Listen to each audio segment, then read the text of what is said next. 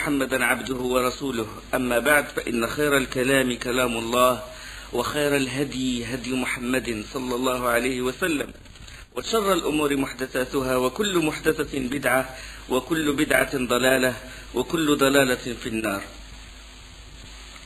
Quand le prophète sallallahu alayhi wa sallam a donné la plus grande part du butin aux nouveaux convertis, aux associateurs pour rallier leur cœur et qu'il a omis les Ansar, ils ont senti une blessure dans leurs âmes. Et ils ont parlé à Sa'd ibn Ubadah radiyallahu anhu. Et le prophète sallallahu alayhi wa sallam a dit à Sa'd, réunis-moi tous les Ansar, je veux voir les Ansar. Et rien que les Ansar, ni les Muhajirines, ni les autres tribus. Et Sa'd radiyallahu anhu, il les a réunis dans un enclos. Et le prophète sallallahu alayhi wa sallam a dit, auxiliaires, Ansar, j'ai entendu dire qu'il y a dans vos âmes un profond ressentiment contre moi. Ne vous ai-je pas trouvé égaré et Allah vous a guidé par moi? Ne vous ai-je pas trouvé pauvre et Allah vous a pourvu? Vous étiez pauvres, aux gens de Médine, et quand je suis venu, Allah vous a ouvert beaucoup de richesses grâce au butin, le butin de Khaybar, le butin de Bani Qurayda. Allah vous a pourvu par moi. N'étiez-vous pas ennemis les uns des autres? Et Allah a réconcilié vos cœurs. واذكروا نعمة الله عليكم إذ كنتم أعداء فألف بين قلوبكم فأصبحتم بنعمته إخوانا وكنتم على شفا حفرة من النار فأنقذكم منها. Allah subhanahu wa ta'ala dit, rappelez-vous, le khitab, le discours, il est adressé aux gens de Médine, quand les deux tribus de l'Aws et le Khazraj étaient, il y avait beaucoup de dissensions entre eux, il y avait beaucoup de guerres entre eux, de vengeance, de sang entre eux. Et Allah subhanahu wa ta'ala, il a réconcilié leur cœur quand le prophète sallam a émigré vers Médine. Allah subhanahu wa ta'ala dit, وَاذْكُرُوا نِعْمَةَ اللَّهِ عَلَيْكُمْ, rappelez-vous le bienfait d'Allah sur vous, إِذْ كُنْتُمْ أَعْدَاءً, quand vous étiez ennemis, إِذْ كُنْتُمْ أَعْدَاءً فَأَلَّفَ بَيْنَ قُلُوبِكُمْ, et Allah a unifié entre vos cœurs. فَأَصْبَحْتُمْ بِنِعْمَتِهِ إِخْوَانًا, et grâce à Allah subhanahu wa ta'ala, vous êtes devenus des frères. كَذَلِكَ يُبَيِّنُ اللَّهُ لَكُمْ آيَاتِهِ لَعَلَّكُمْ تَهْتَدُونَ. Allah vous montre les signes pour que vous soyez guidés. Le prophète sallam leur a dit, n'étiez-vous pas ennemis les uns des autres, et Allah a réconcilié vos cœurs. Et à chaque fois qu'il dit quelque chose, les compagnons radiallahu anhum, les Ansar, il dit oui, certes Allah a son envoyé la faveur et le mérite. Et puis le prophète sallam leur a dit, n'allez-vous pas me répliquer? Maintenant, il a montré la faveur qu'il a, lui, sur eux. Et puis, il leur a dit, n'allez-vous pas me répliquer? Et eux, ils étaient perplexes, ils ont dit, comment te répliquerions-nous, envoyé d'Allah? Et puis, le prophète sallam, il a dit, si vous voulez, vous pouvez annoncer et vous seriez véridique, que tu es venu à nous démenti et nous t'avons cru. Il a parlé des faveurs que lui il a sur eux, maintenant il parle des faveurs qu'ils ont sur lui, sallallahu alayhi wa sallam, le juste. Si vous vouliez, vous pourriez annoncer et vous seriez véridique. Que tu es venu à nous démenti par Quraysh et nous t'avons cru, expulsé et nous t'avons accueilli, démunis et nous t'avons secouru. Ô Ansar, vos âmes sont-elles agitées devant un reste éphémère de ce bas monde que j'ai donné à des gens pour rallier leur cœur afin qu'ils se soumettent à Allah, et je vous ai confié à votre islam? Ne vous suffit-il donc pas alors que ces gens emportent avec eux moutons et chameaux d'emmener avec vous l'envoyé d'Allah? Vous avez gagné le prophète sallallahu alayhi wa sallam. Eux, ils ont gagné des chameaux. C'est dommage, il y a des gens comme ça qu'on ramène à l'islam par leur ventre. On leur donne à manger pour qu'ils rentrent en islam. Certains, on les traîne par des chaînes. Selon le hadith de Abu Huraira. Quand les musulmans ils combattent, ils rentrent dans une ville et puis ils prennent des prisonniers et ils les font rentrer au paradis par les chaînes. Ça veut dire que les prisonniers, ils sont touchés par le comportement d'islam et ils rentrent en islam, et grâce à cette chaîne-là, ils rentrent en islam. Donc il y a des gens qu'on ramène par les chameaux, par l'argent et tout, mais d'autres on les confie à leur islam. Par celui qui détient mon âme dans sa main, si ce n'était les gires, si ce n'était l'immigration, j'aurais été un homme des Ansar. Si les gens suivaient un chemin et les Ansar suivaient un autre chemin, je suivrai le chemin des Ansar. Oh Allah, fais miséricorde aux Ansar, aux fils de Ansar et aux fils des Ansar. Hadith rapporté par Ahmed ibn Jarir, Abd al-Razzaq, Abu Ya'la ibn Kathir ibn Hisham, c'est un hadith authentique. Et dans le Bukhari, le prophète sallam leur a dit, vous allez être lésés plus tard, patientez jusqu'à me rencontrer ou jusqu'à rencontrer Allah et son envoyé, et vous me trouvez près du Hawd, ça veut dire près du bassin. Le bassin où il y a une boisson spéciale, Ma al-Kawthar, que les gens de la communauté du prophète sallam vont boire, et celui qui va le boire n'aura jamais soif. Donc ceux qui ont suivi le prophète sallam auront droit à boire de ce liquide-là. D'accord? Et puis là, quand ils ont entendu le discours du prophète sallam et que lui, il disait que si ce n'était les gires, je serais un homme parmi les Ansar, ils pleurèrent jusqu'à ce que leurs barbes furent mouillées et s'écrièrent d'une seule voix, il nous suffit d'avoir l'envoyé d'Allah comme part et comme l'eau. Et c'est comme ça que s'est terminée la bataille de Hunayn et le siège de Taïf. Quelques leçons à retenir, c'est qu'il est autorisé de s'attribuer à ses parents, même s'ils sont morts dans le Jahiliya. Le prophète sallam, quand il a combattu, quand il a résisté contre les combattants à Hunayn, il a dit « Ana al-Nabiyyu la kadib ana ibn Abd al-Muttalib ». Quand il combattait, il dit « Moi je suis le prophète sans mensonge, la kadib, et je suis le fils de Abd al-Muttalib ». Bien qu'Abd al-Muttalib est mort, mécréant, et lui il s'est attribué à Abd al-Muttalib. Donc dans l'état de bataille, on peut s'attribuer à ses parents, même s'ils sont morts dans le Jahiliya. Mais à l'extérieur, non. À l'extérieur d'une bataille, il est interdit de s'attribuer à ses parents s'ils sont morts mécréants. De même, s'exposer au danger dans le sentier d'Allah. Le prophète sallam, il s'est exposé au danger. Il était sur une mule blanche. La mule blanche, il n'a pas la même force qu'un cheval. Il ne peut pas fuir. Et le prophète sallam s'est exposé au danger. Certains vont dire que le prophète sallam, il avait un degré de conviction élevé, mais il y avait à côté de lui Abu Sufyan ibn al-Harith, c'est un nouveau converti, et pourtant il s'est exposé lui aussi au danger quand il s'agit du jihad fi sabilillah. Il y a aussi quand l'émir il résiste, sa troupe résiste aussi. Il y a aussi le droit d'emprunter les armes d'un mécréant, de demander l'aide d'un associateur. D'accord? Mais selon des conditions bien strictes. D'accord? Le prophète sallam, il a emprunté les armes de Safwan ibn Umayya, alors que Safwan n'était pas encore musulman. Il était encore associateur à ce moment-là. Mais Safwan ibn Umayya était en état de faiblesse, le prophète sallam était en état de force. Il y a aussi l'utilisation des armes modernes. Le prophète sallam, il a utilisé le catapulte, il a utilisé l'échelle, la tortue, ce qu'on appelle la tortue de Baba. Il les a utilisés. Il les a trouvés où avant? Il les a trouvés à Khaybar. Ça veut dire qu'il a utilisé la technologie des juifs de Khaybar. Il n'a pas attendu. Bon, juste après Hunayn, le prophète sallam, et c'était au mois de Dhul Qa'da,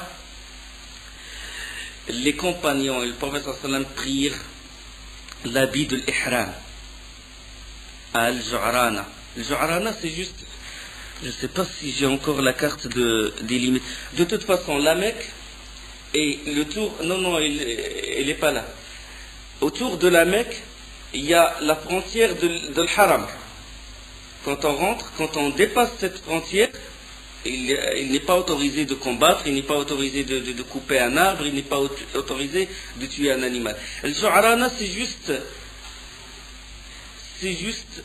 à l'extérieur de l'Haram.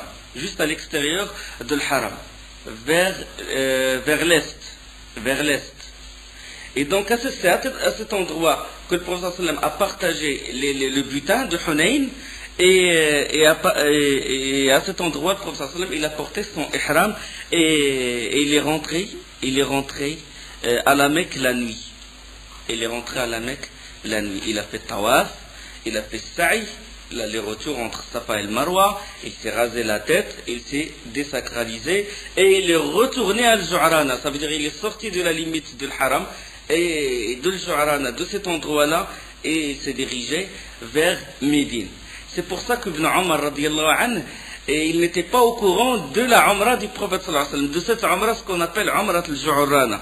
Alors que beaucoup de compagnons, parmi lesquels hadith de Anas, que le prophète sallallahu alayhi wa sallam il a fait 4 Umrah. Lesquelles? La première c'est Umrah al-Hudaybiyah. Le Hudaybiyah, il est allé jusqu'à l'Hudaybiyah, il a voulu faire le pèlerinage, il a voulu faire la Umrah, mais les kuffars, ils l'ont empêché de le faire. Mais qu'est-ce qu'il a fait? Il s'est désacralisé avec l'ihram, il était avec l'ihram. Qu'est-ce qu'il a fait? Il a enlevé l'ihram, il s'est rasé la tête, il a enlevé l'ihram, et il a égorgé le sacrifice, le hadi, le musha'ar. D'accord? Les bêtes qui sont destinées à être sacrifiées pour Allah subhanahu wa ta'ala dans le haram. Donc il a fait ça à l'extérieur de l'haram, et c'est considéré comme une umrah. C'était à Dhul Qa'da. C'était à Dhul Qa'da, l'année 6 de l'Hégire. Un an plus tard, la umrah de la compensation, umrah al-Qada. Quand ils lui ont interdit, de faire la umrah à l'année 6 de l'Hégire, de faire le tour de tawaf autour de la Kaaba, et ils ont fait un traité, c'est ce qu'on appelle le traité de l'Hudaybiyah, qu'il a le droit de faire l'Umrah l'année d'après. Et il l'a fait, c'est pour ça qu'on l'appelle la Umrah de la compensation, Umrah al-Qada. Il a compensé ce qu'il n'a pas fait l'année d'avant. Donc ça c'est Dhul Qa'da, l'année 7 de l'Hégire. Et il a fait le Ju'rana, la troisième, à Dhul Qa'da aussi. Il a fait Umrah al-Ju'rana, il l'a fait la nuit. Donc certains compagnons étaient au courant et certains n'ont pas été au courant. Et puis ça c'est la troisième. Et la quatrième Umrah, c'est celle liée à Umrah, à Hajjat al-Wada', le pèlerinage d'adieu. Il a fait l'Umrah et il a fait le Hajj. Le hadith de Bukhari, hadith 1780, c'est rapporté par l'imam Muslim également. Le hadith de Anas, rapporté par l'imam Bukhari. Donc il chargea des affaires de la Mecque à Attab bin Usayd, et puis il entra à Médine avec l'Ansar et le Muhajirin. À Médine, maintenant on est là dans l'année 9 de l'Hégire. De l'Hijra Muharram, on est dans l'année 9 de l'Hégire. Le prophète sallallahu alayhi wa sallam, il envoyait des hommes pour la collecte de la zakat. De la zakat aux tribus environnantes. Il désignait des hommes pour amener la zakat des tribus, la collecte de la zakat. Et puis, il envoya parmi ces hommes-là un homme de la tribu de Azd. Il s'appelle Ibn al-Lutbiya. Et de retour, ce dernier, qu'est-ce qu'il a dit? Il a ramené la zakat, il a dit, ceci est à vous, et ceci m'a été offert comme cadeau. Cette partie, c'est un cadeau pour moi, ce n'est pas à vous. Et le prophète, quand il a entendu ça, il a monté sur le minbar, sur la chair, et puis il a dit, or donc, voilà que je charge l'un de vous de collecter ce qu'Allah a mis à ma disposition, et voilà que cet homme vient de nous dire, ceci est à vous, ceci m'a été offert, et cela m'a été offert comme cadeau. Que ne reste-t-il pas dans sa maison, ou dans la maison de son père et de sa mère, pour voir est-ce que ces cadeaux vont arriver jusqu'à chez lui? Le prophète sallam, il a dit ça.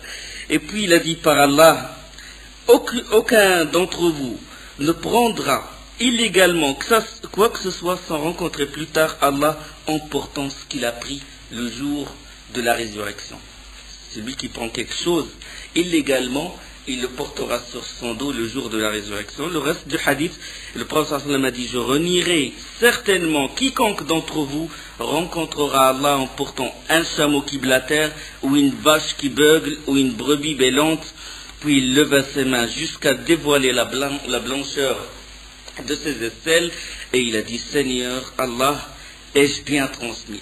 ala hal ballaght, hadith rapporté par l'imam Bukhari, 925, 1500, sous différents chapitres, imam Muslim, selon le hadith d'Abu Humayd Abdurrahman bin Sa'd al-Sa'idi. Il a envoyé d'autres collecteurs, parmi lesquels Uyayda ibn Hasn, il l'a envoyé à Bani Tamim, il a envoyé Yazid ibn al-Hussein, il a vers Aslam et Ghafar, Abbad ibn Bishr al-Ashhali, il l'a envoyé à Sulaym wa Muzayna, Rafi' ibn Mukays, vers Juhayna, Amr ibn al-As, Bani Fazara, Dahak ibn Sufyan, Bani Kilab, Bashir ibn Sufyan, Bani Ka'b, ibn al-Lutbiya, sur cette histoire, à propos de lui, le prophète sallam a dit ce hadith-là.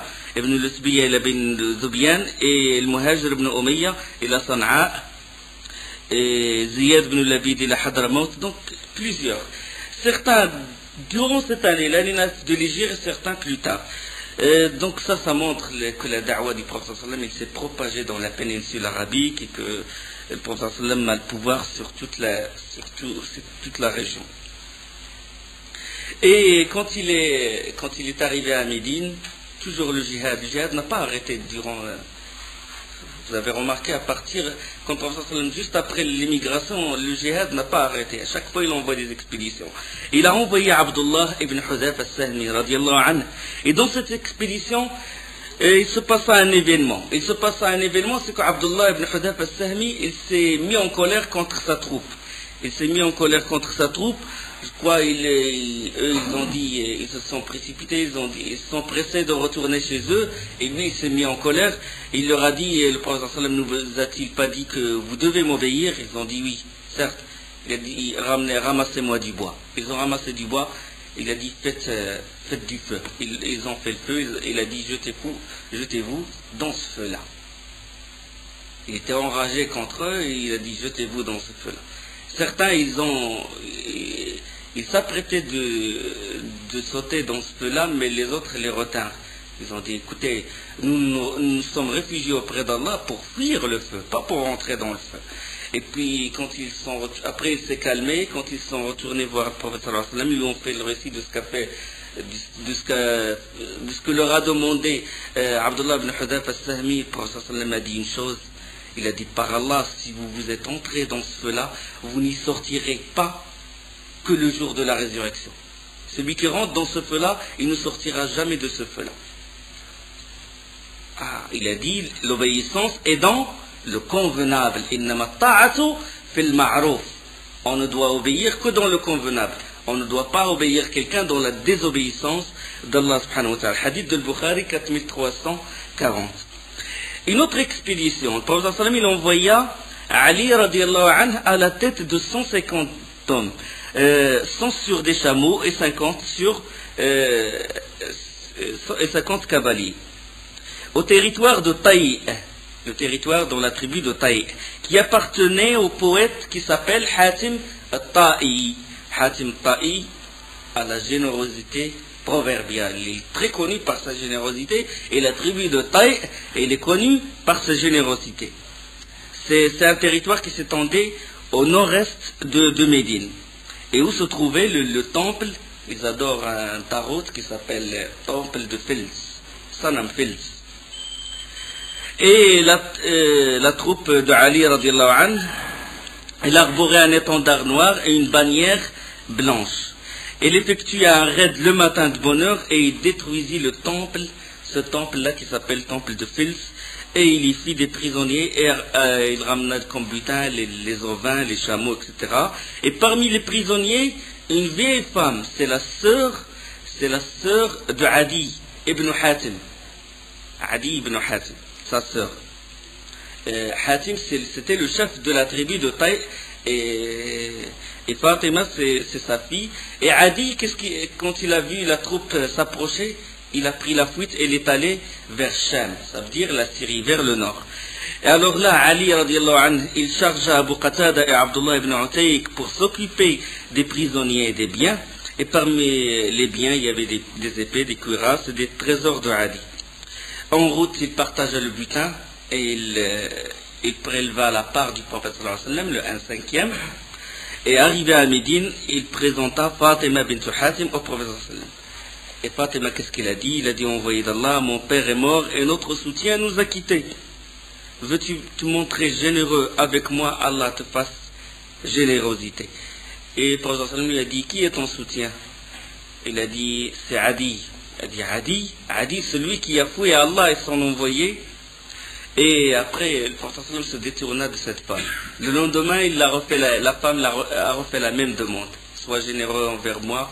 Le prophète lui a répondu la même réponse. Adi, celui qui a fouillé Allah et son envoyé. Et puis, la troisième fois, le surlendemain, il refait de même la même demande et le prophète lui accorda sa demande. Et lui dit, il dit à la personne qui était à côté de lui, c'était Ali, radiallahu anhu, il a dit, ramène une monture. Il lui donna une monture, lui donna un habit, lui donna de l'argent. Il a dit, tu es libre. Et elle, qu'est-ce qu'elle a fait? Elle se mit en route à la recherche de qui? De son frère, Adi. Et il trouva son frère au Sham. Il le trouva au Sham, et puis il le convainquit de se rendre chez le prophète sallallahu alayhi wa sallam. Et il a dit, j'ai vu un homme, il est d'une générosité mieux que celle de ton père. Vous savez que le Hasim, il est connu par sa générosité. Beaucoup de poèmes de la Jahiliya parlent de lui. Et elle, il a dit, l'envoyé d'Allah, le prophète sallallahu alayhi wa sallam, il est plus généreux que ton père. Il est plus généreux que ton père. Et là, qu'est-ce qu'il a fait? Et il lui a posé des questions, il a dit, elle a répondu, Fatima, il a dit, de toute façon, si tu viens chez lui et tu te convertis à l'islam, tu seras parmi les meilleurs de ses compagnons. Et lui, il ne tue pas ses compagnons. Et arrivé à Médine, Adi, avant de se convertir, il salua le prophète sallallahu alayhi wa sallam et il se fit connaître, il dit, je m'appelle Adi ibn Hatim. L'imam Ahmed, il rapporte que le prophète sallallahu alayhi wa sallam a dit à Adi, il a dit Adi, embrasse l'islam, tu seras sauvé. Il a dit, je suis déjà dans une religion.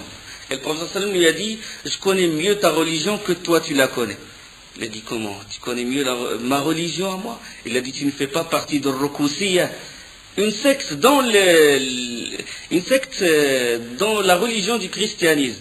Le prophète sallallahu alayhi wa sallam connaît bien cette secte. Il a dit, tu fais partie de Rukusiya. Il a dit, oui.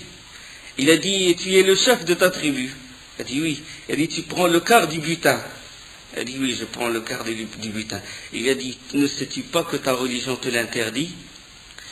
Et puis Adi, il a baissé la tête, il sait que sa religion lui interdit de prendre le quart du butin de son peuple, et pourtant il le fait. Puis il a dit, il n'y a qu'un envoyé d'Allah qui peut connaître ça, et il a témoigné devant le prophète sallallahu alayhi wa sallam. Et le Bukhari, il rapporte que Adi était près du prophète sallallahu alayhi wa sallam, et un homme vint à lui, et il se plaignant de la pauvreté. Et un autre homme vint au prophète sallallahu alayhi wa sallam, se plaignant des coupeurs, des brigands, des grandes routes, des voleurs. Ils lui ont volé ses biens, et il se plaint auprès du prophète sallallahu alayhi wa sallam. Et puis le prophète sallallahu alayhi wa sallam s'est tourné vers Adi, il lui dit, Adi, connais-tu Al-Hira? Al-Hira, c'est un endroit qui se trouve en Irak. Il a dit, si tu restes en vie, tu verras la femme voyager de l'Hira sur son chameau pour aller visiter le Kaaba et ne craindre qu'Allah sur sa route.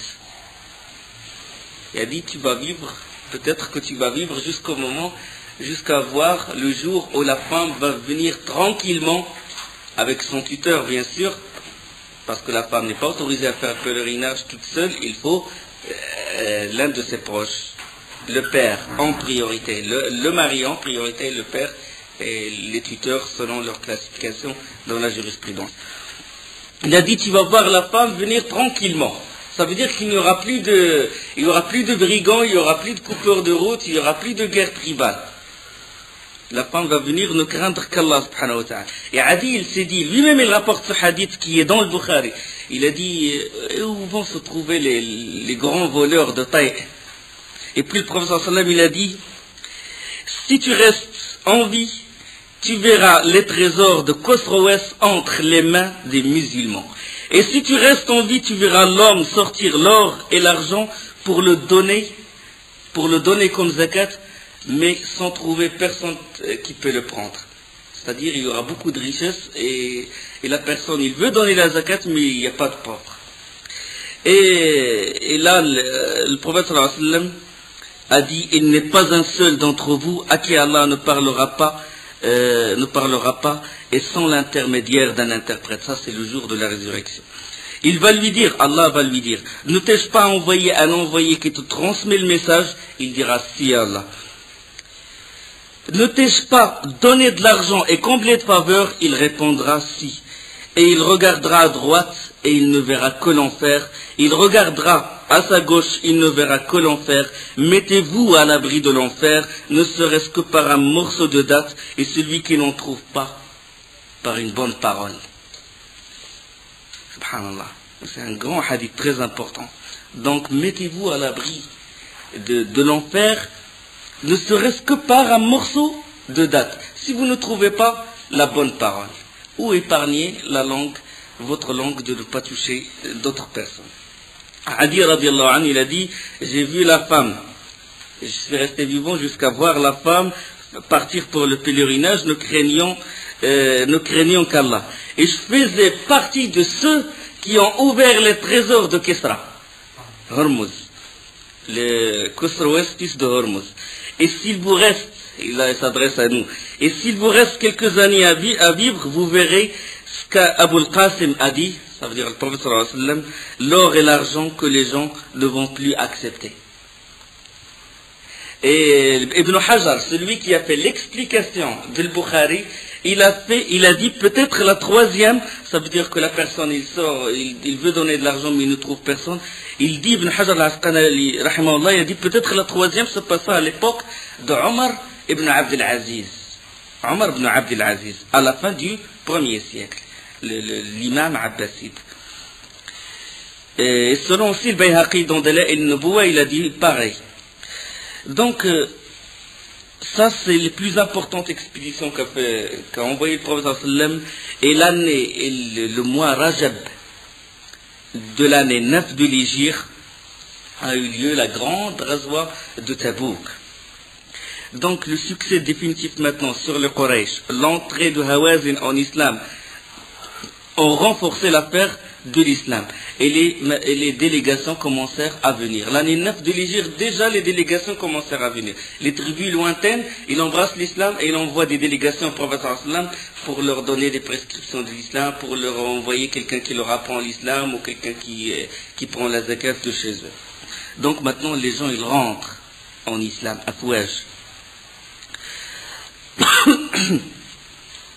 Mais là, on sait que l'islam il ne se limite pas aux seules tribus, il ne se limite pas aux seuls arabes. C'est un message universel. C'est un message universel.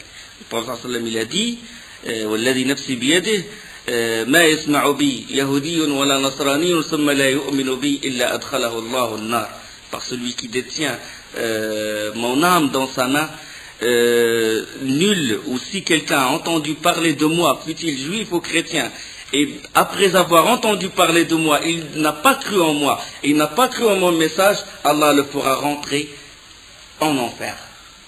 C'est la seule religion, l'islam. Tout le monde, c'est le message universel. وَمَا أَرْسَلْنَاكَ إِلَّا رَحْمَةً لِلْعَالَمِينَ. Allah il dit, nous t'avons envoyé que miséricorde à tout le monde.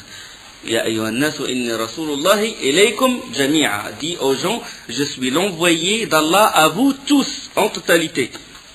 Et donc pour faire parvenir cette miséricorde aux gens, il y a deux moyens. Il y a la da'wa, propagation de l'islam, avec des preuves concrètes, avec des preuves solides, des arguments solides, la parole d'Allah, la parole du prophète sallallahu alayhi wa sallam, et tous les autres moyens aussi de la da'wa, et aussi par le jihad, par l'épée. Et le prophète sallallahu alayhi wa sallam a dit, bu'ithu bis-sayf bayna yaday as-sa'a hatta yu'bad Allahu wahdahu la sharika lah. Allah m'a envoyé avec l'épée jusqu'à ce qu'Allah soit adoré, jusqu'à ce que les gens adorent Allah sans rien lui associer. Wa ju'ila rizqi tahta dhilli rumhi. Et ma subsistance, mon rizq, la nourriture, elle provient de l'ombre de ma lance. وَجُعِلَ الذِّلَّةُ وَالصَّغَارُ عَلَى مَنْ خَالَفَ أَمْرِي. Et Allah frappera, infligera par l'avilissement et l'humiliation celui qui contredit mon message. وَمَنْ تَشَبَّهَ بِقَوْمٍ فَهُوَ مِنْهُمْ. Et celui qui essaie à ressembler à des gens, il fera partie d'eux.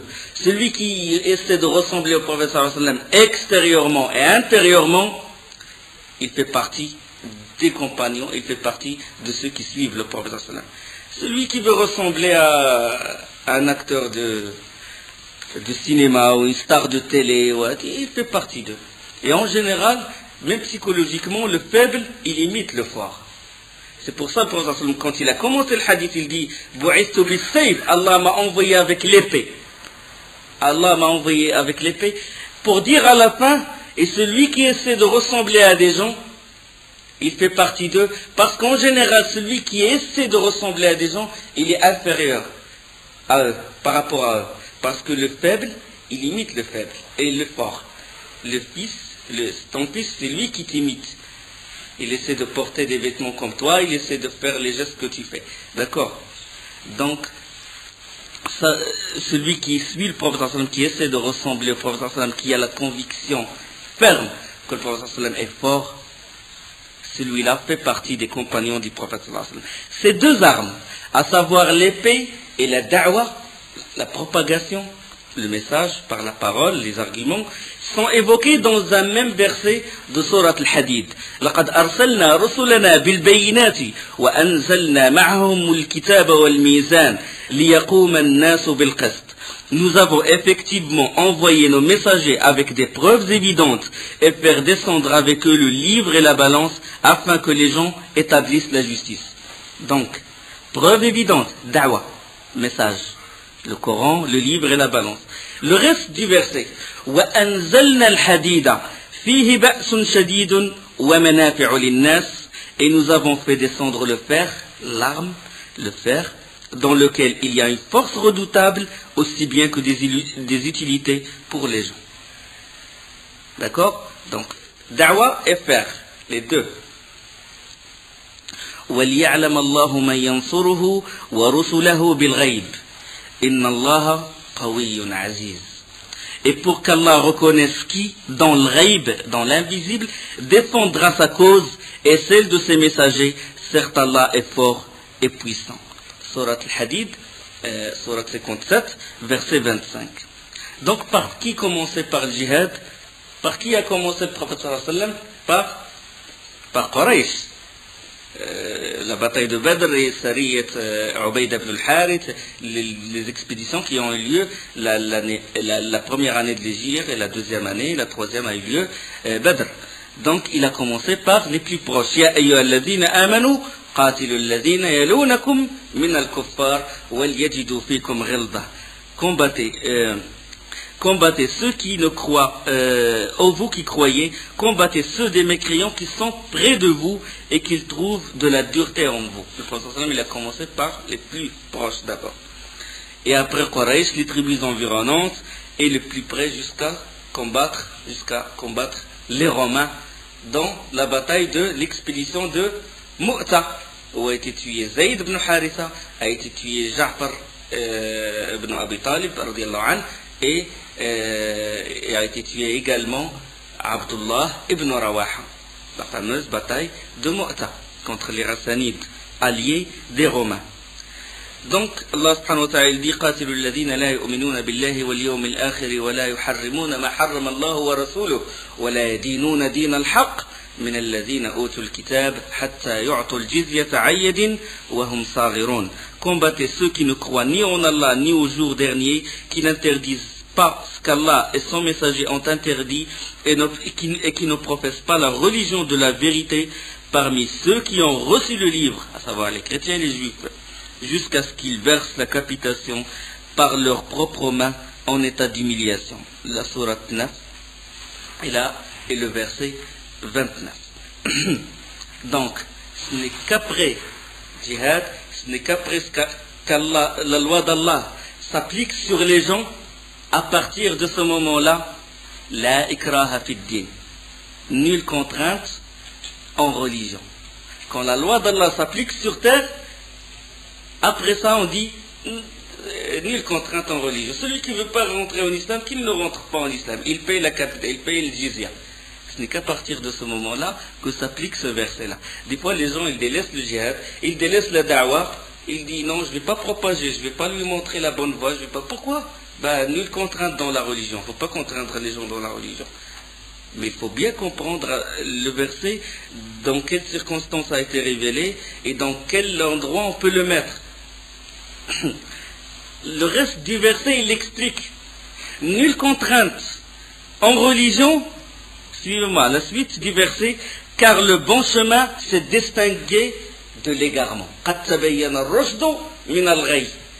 le bon chemin il se distingue du mauvais chemin, c'est dans ce cas-là où il n'y a aucune contrainte dans la religion. Donc le prophète sallam il décida de combattre Rome. Il décida de combattre Ahl Kitab, les gens du livre. Le prophète sallam lui a déjà fait la da'wah, lui a envoyé Dihya al-Kalbi avec le message. Embrasse l'islam, tu seras sauvé. Il lui a envoyé ce message-là. Et Héracl, il s'est montré menaçant. Au début, il a dit le grand dialogue qui a eu lieu entre Abu Sufyan, entre Héraclius, le roi des Romains, et Abu Sufyan qui était encore mécréant, et que Héracl lui a dit, si ce que tu dis est vrai, son royaume va parvenir jusqu'en bas de mes pieds. D'accord. Et il a su que c'est un prophète, mais il ne l'a pas suivi. Et il est allé même loin, c'est qu'il a soutenu les Hassanides qui sont ses confédérés contre les musulmans dans la bataille de Mu'ta. Et l'un de ses alliés, il a tué le Harith ibn Umar al-Azdi, l'un de ses alliés qui s'appelle Shurahbil ibn Amr, l'un des Hassanides. Les Hassanides sont des Arabes. Les Hassanides sont des Arabes qui sont alliés, qui sont christianisés. Ils étaient alliés aux Romains. Ça c'est au nord, c'est à la limite de la Syrie. Comme les Munzirites étaient alliés des Perses. D'accord? C'est des Arabes, mais c'est des alliés des Perses, de Khosroès. L'un de ses alliés, il a tué Al-Harith ibn Umar al-Azdi. C'était un émissaire du prophète sallallahu alayhi wa sallam. Et normalement, on ne tue pas un émissaire. On ne tue jamais un émissaire. Chez les mécréants, tout comme chez les musulmans. Le prophète sallallahu alayhi wa sallam, il fut informé que Héracl est en train de préparer son armée et il fut appuyé par les Arabes christianisés, à savoir Lahm et Joseph. Héracl, il se préparait pour combattre le prophète sallallahu alayhi wa sallam. Donc le bruit de la menace des Romains, il ne cesse de se répandre à Médine. Les gens, ils étaient dans un état de tension parce qu'ils s'attendaient à une menace qui va venir de Héracl. La menace de la première puissance mondiale, c'était la première puissance mondiale de l'époque, c'était les Romains. Et les compagnons, les gens étaient tendus. Ils s'attendaient à la venue des Hassanides et la venue des Romains. Et j'ai trouvé dans le Bukhari, dans Hadith 4914, que dans une histoire, dans un hadith rapporté par Omar radiyallahu anhu, à ce moment-là, il y avait le problème entre le prophète sallam et l'une de ses femmes, deux de ses femmes, Hafsa et Aïcha, quand il s'est écarté d'elle. Il s'est écarté d'elle et ils ont comploté contre lui quand il a mangé le miel ou un miel spécial. Et ils ont dit, nous avons senti dans ta bouche une mauvaise odeur, une odeur de miel spécial. Et le prophète sallam, il s'est interdit ce miel-là. Inna nasummu fika ra'ihata maghafir. C'est comme un miel de mauvaise qualité. Et le prophète sallam, il s'est interdit de manger ce miel-là. Et Allah subhanahu wa ta'ala a révélé, Ya ayyuhan nabiyyu, lima tuharrimu ma ahalla Allahu laka, tabtaghi mardata azwajika wallahu ghafurur rahim. Dans surat al-Tahrim. Ô prophète, pourquoi en cherchant l'agrément de tes femmes, t'interdis-tu ce qu'Allah t'a rendu licite? Donc au cours à ce moment-là où les musulmans ils attendaient la menace des Hassanides, et c'est arrivé ce problème-là entre le prophète sallam et ces deux femmes. Et Allah il a révélé, brièvement, Allah il a révélé le verset In tatuba ila Allah faqad sagat qulubukuma wa in tadhahara alayhi fa inna Allah huwa mawlahu wa Jibrilu wa salihul mu'minin wal malaikatu ba'da dhalika zahira. Si vous vous repentez à Allah, c'est que vos cœurs ont fléchi, mais si vous vous soutenez l'une l'autre, Hafsa, Aïcha, contre le prophète, alors ses alliés seront Allah, Jibril et les vertueux. Donc le hadith, brièvement, dans le hadith, Omar radiallahu anhu racontait, il a dit, j'avais un compagnon parmi l'Ansar. Et donc un jour, ce compagnon, il est à côté du prophète sallallahu alayhi wa sallam, il reçoit la science du prophète sallallahu alayhi wa sallam, et il fait le récit de tout ce qu'il a appris à Omar ibn Khattab. Et le lendemain, le tour de Omar ibn Khattab. Ils font l'alternance. Regardez l'importance de l'apprentissage de la science.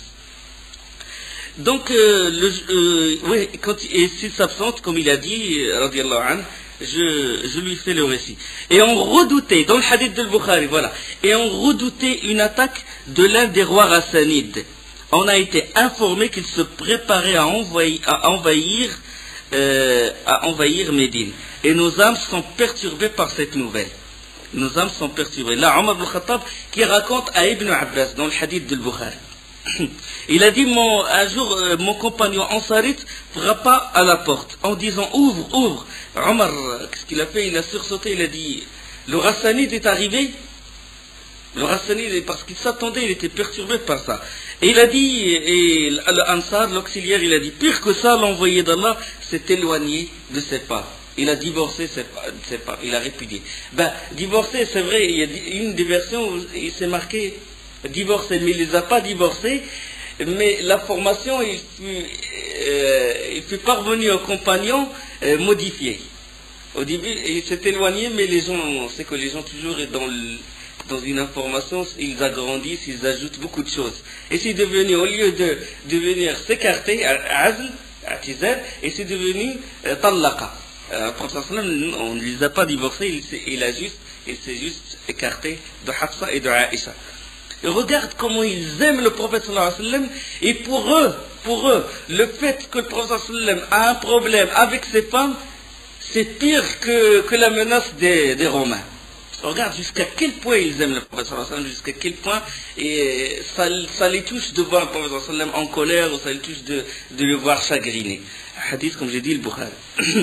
Donc à côté de cet ennemi extérieur que sont les Romains, il y a l'ennemi intérieur, le munafiqoun, plus redoutable, les hypocrites.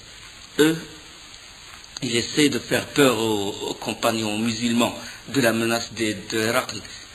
C'est la plus grande puissance, vous ne pouvez pas tenir tête, il vaut mieux vous éloigner, il vaut mieux ne pas combattre. Et qu'est-ce qu'ils ont fait? Ils ont construit une mosquée, une pseudo-mosquée si vous voulez. Une mosquée. Les hypocrites, munafiqoun. Ils ont construit une mosquée et ils ont eu toujours des contacts avec Abu Amir al-Fasiq, Abu Amir Rahib, Abu Amir le moine. Le prophète l'a appelé Abu Amir le pervers, celui qui a quitté Médine quand le prophète a immigré. Lui, il avait le pouvoir à Médine et il n'a pas voulu que le prophète il a été jaloux, il n'a pas voulu que le prophète le concurrence dans le fait de gouverner Médine, et il est parti. Il n'a pas voulu croire au prophète sallallahu alayhi wa sallam, et c'est lui qui a combattu le prophète sallallahu alayhi wa sallam dans la bataille de Uhud. C'est lui qui a creusé les trous, l'un des trous est tombé, le prophète sallallahu alayhi wa sallam. Il a creusé des petites fosses comme ça, et le prophète sallallahu alayhi wa sallam est tombé dedans quand les halaqat, le merfar, le casque, est rentré dans sa joue. Et les hypocrites, ils avaient toujours le contact avec lui. Et il a dit, lui, puisqu'il a toujours une certaine influence sur les Médinois, il a dit, je vais venir, mais je vais montrer à Mohammed que je suis musulman, et vous allez construire une mosquée, comme ça c'est un centre pour nous, pour les attirer vers nous. Comme certaines mosquées de gens innovateurs. Ils mettent par exemple une mosquée où ils propagent l'innovation et ils les mettent exprès à côté d'une mosquée où on propage la sunna du prophète sallallahu alayhi wa sallam. Donc c'est masjid dirar. Dirar, ça veut dire objet de rivalité. Ils veulent rivaliser avec la mosquée du prophète sallallahu alayhi wa sallam.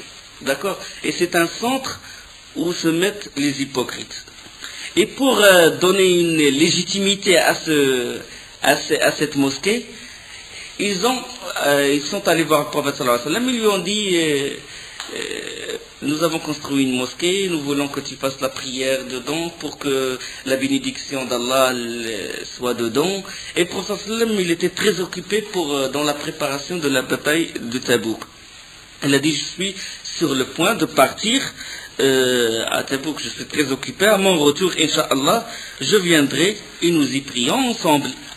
Et c'est sur cette demeure, sur cette mosquée, Allah subhanahu wa ta'ala, il a révélé au prophète sallallahu alayhi wa sallam وَالَّذِينَ اتَّخَذُوا مَسْجِدًا ضِرَارًا وَكُفْرًا وَتَفْرِيقًا بَيْنَ الْمُؤْمِنِينَ وَإِرْصَادًا لِمَنْ حَارَبَ اللَّهَ ورسوله ولا يحلفن إن أردنا إلا الحسنى والله يشهد إنهم لكاذبون. Ceux qui ont édifié une mosquée pour en faire un mobile de rivalité, d'impiété et de division entre les croyants, qu'il a